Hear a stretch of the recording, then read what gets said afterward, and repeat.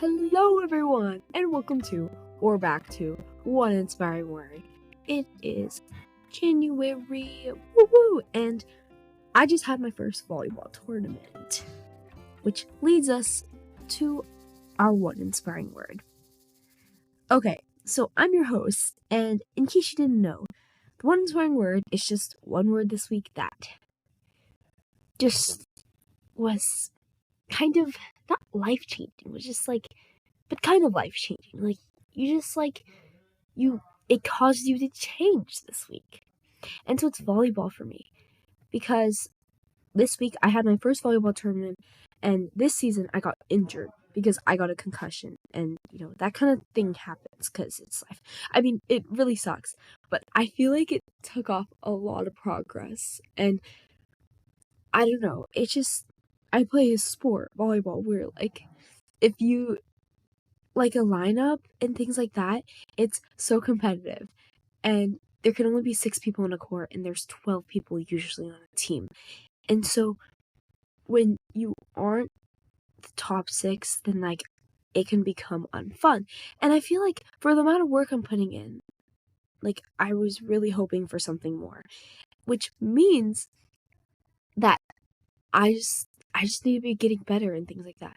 But also that it just becomes so complicated because then I'll be taking her spot, and then you have to have a good connection with everyone on the team too.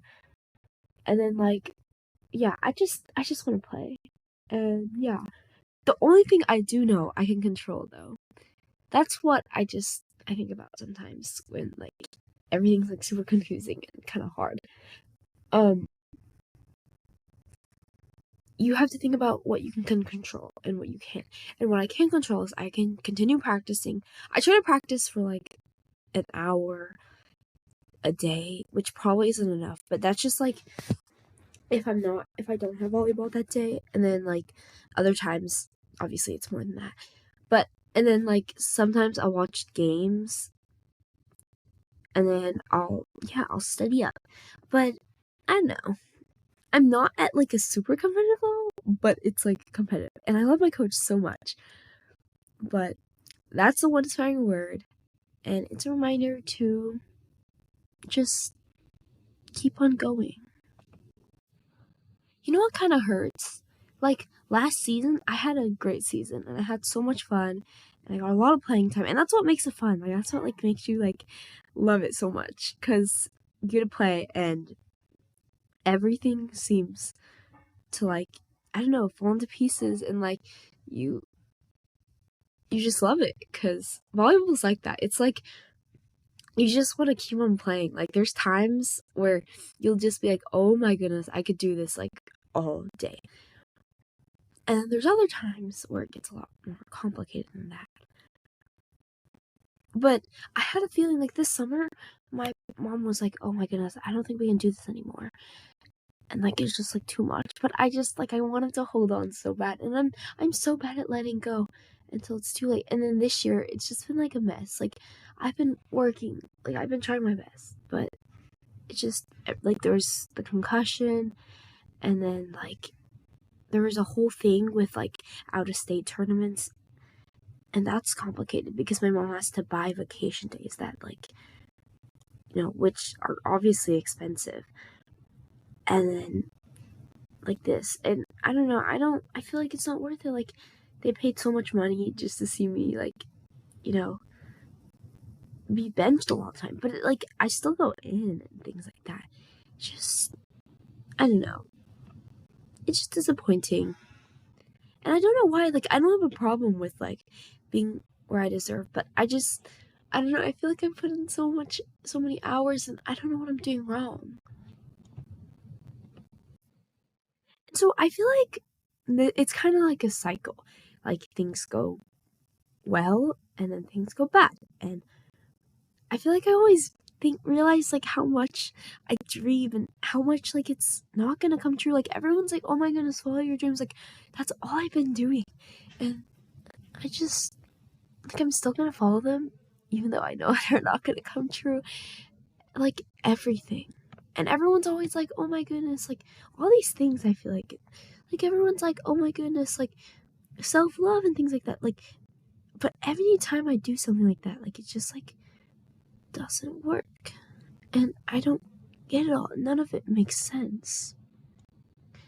But today, because this podcast was built on following your passions and using your voice, and even though I don't feel like it, and I feel like I've lost my passion for so many things, like, I do remember the last time I was happy, but, like, not happy about who I was and things like that. And that's kind of deep, but I don't know, and I don't know if I ever will be. And maybe that's, like, this whole life thing. It's about, like, how, like, you're never gonna be happy, and how you're just trapped in this cycle. But you just have to keep smiling. There's nothing you can do. And I feel like I really admire the people who are, like, going through, like, so much pain and things like that, and they're just, like, keep on going. So I'm just gonna keep on going and try my best. And, like, also, like, you have to support other people too. Like, you have to, like, make sure other people are succeeding. But today, I want to read this Langston Hues poem. And I read this poem for the school contest, which did not go well for me. But I got to watch a lot of people say their poems memorized. And it was really cool. And the senior ended up winning. And she's great. She's super nice. She also got Homecoming Queen, which I thought was really cool. I voted for her. But basically, she incorporated a lot of gestures and emotions. And her poem was a lot longer than mine. But mine is called I Too by Langston Hues. And it's a popular poem. And, well, let's go. I too sing America. I am the darker brother. They send me to eat in the kitchen when company comes. But I laugh, and I eat well, and grow strong. Tomorrow, I'll be at the table when company comes. Nobody will dare say to me, eat in the kitchen then. Besides, they'll see how beautiful I am and be ashamed. I, too, am America. Okay, so this poem was written in 1926, and this is a time where, like, a lot of people that were African American were not treated right, and as they should. And it was a statement to express a dream of ending segregation and showing hope, and how African Americans also deserve to be part of American society. And it also demonstrated how discrimination was faced, and how that Black people deserve to be treated as American as everyone else, with respect and equality. And I found a lot of things talking about that online, and I thought that is really important. And that shows that, like, you just have to keep going, and you have to keep fighting for what you think is right, because life is not perfect, and things are so hard, and life is so unfair. I also liked how he made the poem kind of, like, relatable, and I feel like that's, like, a thing with poems, like, especially back in the day. Like, a lot of the time, especially with inequality, I feel like you can tell someone about it, yes, and some people don't understand, or they think they're right, and that's why things have to be challenged, and that's why, like, you have to keep asking yourself the same question and things like that to make sure that in life, like, you're supporting the things that you want to support.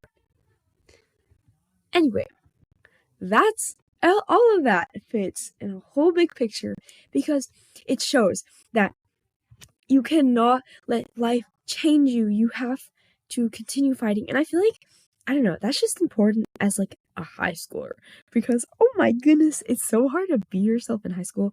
Because like, I just know if someone at school finds out that I do this, like, I will be deleting this and I'll be super scared. And that's because I'm scared, and I'm scared of what other people think. And I feel like I let that control myself a lot of the time. And yeah, you need to stop, because you matter. And what you say matters, and what you think matters. And all of it is different from what other people think. And that's good. And I'll see you guys next time. Thank you. Adios.